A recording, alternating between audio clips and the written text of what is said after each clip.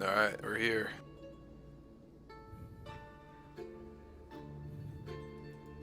Yes.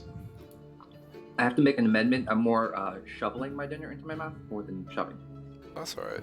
Still Because good it's use of the word shove before the O. Yeah. It's a Shove a it's a L. bowl of chili and rice, so it's a Oh, that's shoveling bowl. shovelable. Yeah, that's definitely You shovelable. can shovel that. I've been there. Yeah. I can tell you guys a little bit that might help inform how you want to make your characters a little bit about the town if you want. Oh yeah. Sure. Yeah, let's hear it. Okay. Yeah, I'll save the real descriptions for when we start. But the premise is kind of you and your party of the four of you are a detective agency in a standard land. It could be a city, it can be a town, wherever you want to set up base. I know we had propositioned that this is Etheria before times. So if you want to play Paladin, you can play Paladin. There's no restrictions on that. You can set up wherever you want and shop. And really the only line that I want to press here is I want there to be some sort of lead detective, like one person who runs the organization so that NPCs have a means to talk to. Do you think Nick can hear us? Yep. Oh, we can. Walk through.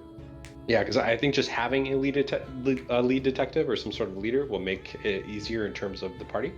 By lead detective, do you mean us or like an NPC You. off screen?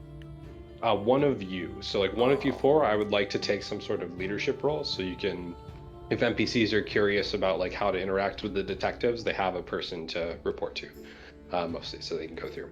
And you can still interact with them all individually, but I think it just helps to have like that one designated person who, when there's a decision or a choice, you can still do it democratically however you want to do it. But there's one voice coming out on behalf of the party, and it's not like a 2v2 vote thing. Somebody whose weight carries a little bit more. Oh.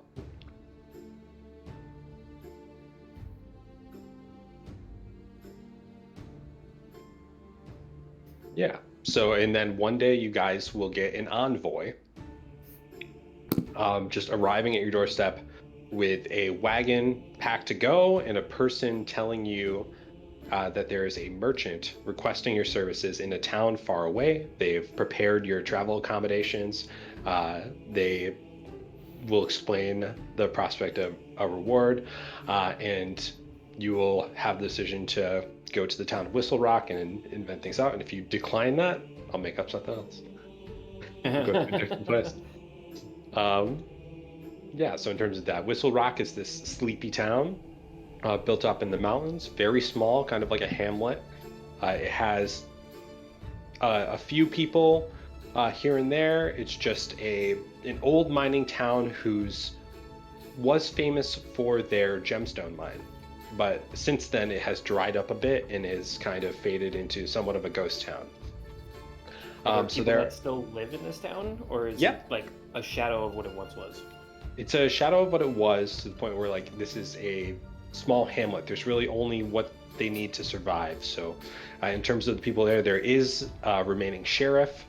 The person that's contacting you is a merchant that frequents the town. Had some goings-ons there. There is still a judge / warden. There's 2 taverns actually. You'll learn about those. There's an apothecary. And then there's just kind of a couple buildings. The buildings that are not numbered on the map you can see are just residential buildings. If at all, if they're inhabited at all, it's by NPCs that aren't relevant. So they'll just be kind of chilling out there. But that's kind of the situation where that goes. And then the number 6 is the mines, the gemstone mines. So that's kind of what we got going on there. There's I can explain the buildings since we can see that too. There's number 1 is. And I think I wrote these down. It'd be crazy if I didn't.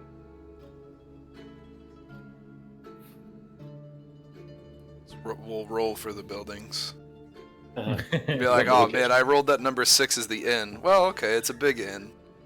Yeah. Huge inn. They carved out the mountain. That would be pretty cool. It's the Taj Mahal. It's the Taj Mahal, but it's made of stone. biggest one. Okay, so 1 is the sheriff's office, very small with a small holding cell. The sheriff shares with the warden. It's like a one-stop shop for justice, since they don't really have much need. 2 is the crow's nest, which is kind of like a guard tower slash observatory. 3 is the Tavern Keeps Bar,